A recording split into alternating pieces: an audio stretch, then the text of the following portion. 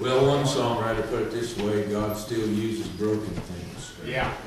And I think one of the greatest books that I've ever read, Marc wrote it, and I've recommended it, and some of y'all have it in your own library, but that book he wrote on broken things. Yeah. Amen. Tremendous, tremendous book. Amen. And I'm telling you, you read from cover to cover in this book, and that's what God used, was broken things. Yeah. Amen. And sometimes we get to the place where God has to break us. Amen. We get to thinking more highly of ourselves than what we are. Right. And God has to throw a monkey wrench in the gears. And I'm glad he knows what he's doing. Amen. I'm glad it's not me, but it's him. And I appreciate both those songs. Amen. I remember when. Amen.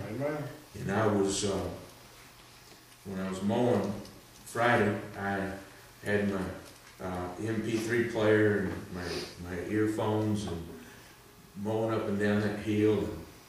And I just got to thinking about, I've told y'all about the 3 years that we were back home and in between work. And I got to thinking about what God did in my heart and what God did in my life over the course of those 3 years.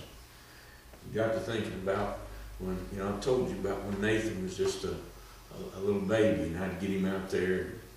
And I know DSS would have a feel of that, but I'd ride up and down that hill mowing grass with him in my lap. And I'd sing to him, I'd preach to him, I'd pray over him. And I just got to the place that I figured, we had crows everywhere in them old scrubby pine trees, and they'd just come in and just light. And I'd get out there on that mower and mow, and the mower didn't bother him. I figured if nobody else wanted to hear me preach, and Nathan, he'd always go to sleep on me while I was preaching to him on the lawnmower, so I just preached to them crows.